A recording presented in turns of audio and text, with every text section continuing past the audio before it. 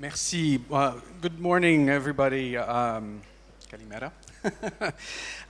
It's an absolute honor and pleasure to be amongst all of you today. I want to thank, of course, the Greek people for their hospitality and the forum for hosting us. This is a very poignant topic, especially with regard to the ocean, and that was a fantastic introduction. As a third-generation ocean explorer, I don't represent government, I don't represent a business, I don't even represent a special interest, except to say that maybe I represent the ocean world to have a voice. And with this said, the ocean is our life support system. Let's not underestimate this statement. At over 3.4 billion cubic kilometers of volume, or 99% of our world's living space, it is a fabulous place that offers us a global barometer as well as a natural resource bank account. When my grandfather was alive and when he was developing his career, he was inspired by the Greek sponge divers in their hard hats to create and to invent the aqualung, which we all take for granted now as scuba divers, with his partner Émile Gagnan of Air Liquide. In the 1970s and 80s, he had an unbelievable chance of coming to Greece and working with the Greek people to find the Britannic, to look for Atlantis, to discover Santorini, and show this to the world.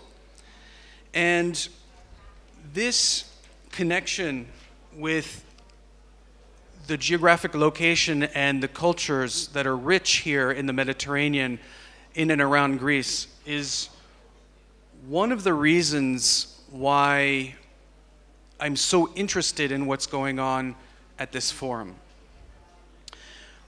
In the Mediterranean, he had built some of the first underwater habitats called conch shelf, and the original idea was to look to see if we could build underwater cities, real underwater cities, because man was going to crowd out land-based space in his mind, and the next logical place for us to develop was on the continental shelf.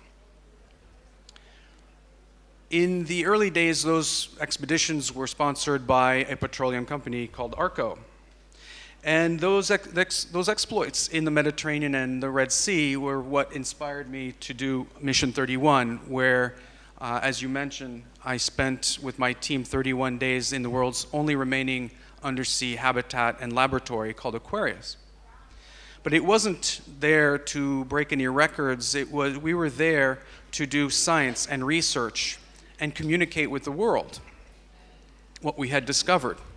We were able to do over 3 years worth of scientific research in those 31 days because of the unprecedented access that this underwater habitat gave us, diving 10 to 12 hours a day as opposed to a ship.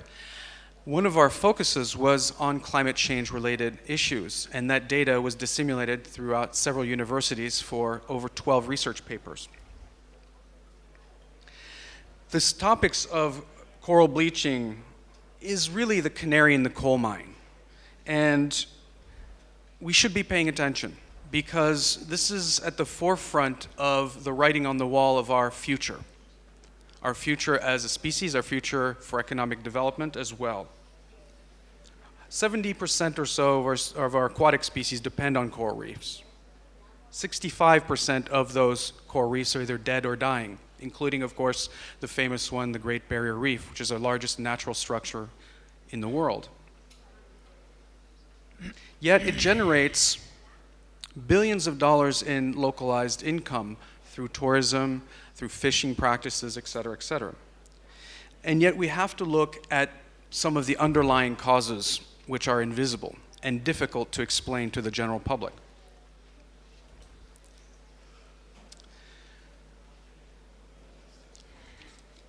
With respect to time, I'm going to skip to my next one. One of the things that isn't talked about is that our ocean also gives us every other breath that each and every one of you breathes in. Climate, or climate change, hugely affects that ability. It disrupts, or the effects disrupt a lot of the organisms which allow us to have that second breath. So in summary, there is no blue, there is no green, there is no ocean, there is no life. The UN estimates that over 1.2 billion people around the world depend directly on the oceans for their economic well-being. I would venture to say that each and every one of us depends on the ocean for our very future and our existence. The World Economic Forum also estimates that the ocean's natural capital contributes to over 70 billion euros in annual economy worldwide. Personally, I think that's a gross underestimate because it doesn't estimate all the intangible benefits that we get as our species. The climate fundamentally dictated by ocean dynamics, which in turn fundamentally is dictated by us. This feedback loop is what ultimately will determine many effects on the region and on the world economy. We need to ask, or we need not to ask the oracle at Delphi what the advice for our future is. If you're skiing on top of a mountain, you're skiing on the oceans. The sea is our natural resource bank account. It is our life support system, and as such, we cannot separate economic development with climate impact. With our growing population, we can no longer afford to treat our water planet as an endless resource in a garbage can. Investing in alternative means of modern economic development practices and infrastructure, such as OTEC, which is ocean thermal energy, as if our lives depended on it, is exactly what we need to do, because it does. The great Iroquois nation had a fundamental law that should apply to us all, which is for each deliberation, we must take into account our impact for the next 7 generations. I grew up with an amazing mentor, my grandfather, Fabien Cousteau, and his wife, Simone. And they used to say, people protect what they love what they understand, and they understand what they're taught. With the right information in the right hands of the decision makers in this industry, we can change the course that we've set for ourselves by shepherding economic development. Thank you.